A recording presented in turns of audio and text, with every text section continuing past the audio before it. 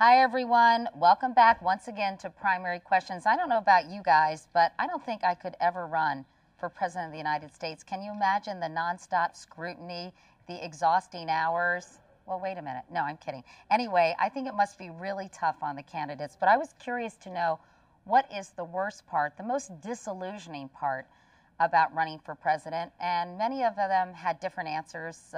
Some said fundraising, some said the media, what a shock, but here are their responses. Check it out. What is the most disillusioning part of running for president in your view?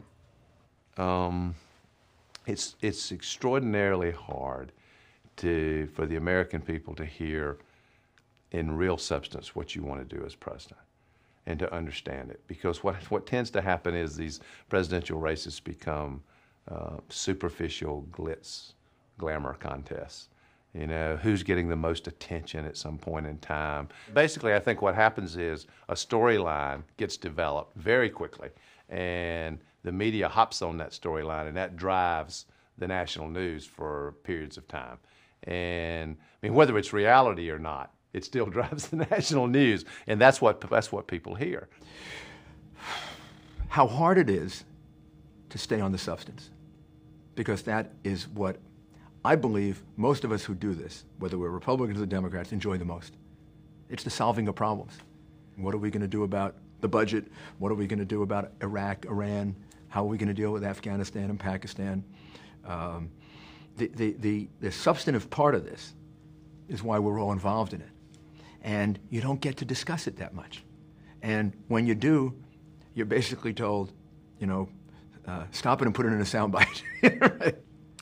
The pettiness, the sheer pettiness in which people want to parse every syllable, and they want to take everything you say in jest as some serious remark you've made, the loss of sense of humor. I'm not going to give up being a human being. I don't want to be robotic.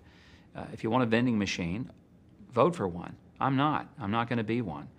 And I've just had to decide early in this election that I'm going to be who I am, say what I want to say.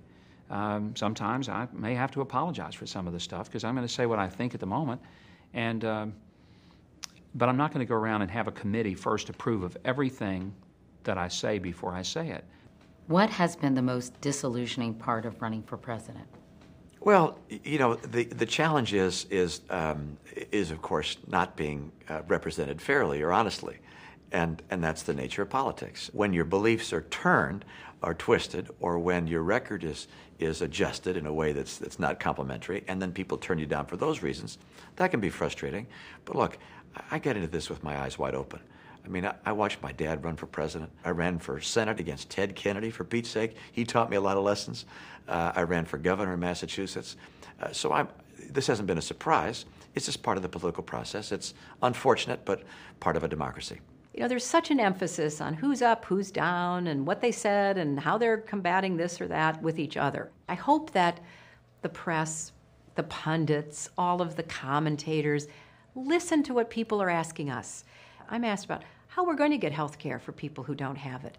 I'm asked how we're going to deal with autism, which is seemingly increasing at such a rapid rate, and nobody understands why. I'm asked, you know, what we're going to do about jobs that get outsourced, leaving somebody who's 55 high and dry with nowhere to turn and no real pension or security. I'm asked about the real world issues. That's been my experience for 16 years. You know, once you've run for the United States Senate or a big national office, I think you start getting a sense of, you know, the less attractive aspects of running, particularly fundraising, you know, dialing for dollars, and asking strangers for money. That, I think, is probably the least attractive aspect of it, the one I'd like to change the most. I have to spend quite a bit of time going to fundraisers and eating chicken dinners. And some of that time I would rather be spending talking to workers or, you know, studying the latest policy ideas that would make a difference in the lives of ordinary people. I know the ups and downs. I know what you have to do. I know about the long days. Nobody forces you to do it. The only thing that maybe disappoint me, to be honest with you, is some people who you think are going to support you end up supporting somebody else. The key to it is maintain a very steady, as much as possible, emotional outlook so that when things do good, you don't get too excited, and when things go bad, you don't get depressed. But look, I'm a guy that stood 5th from the bottom of his class at the Naval Academy. If my old company officer were here, he'd say in America, anything is possible.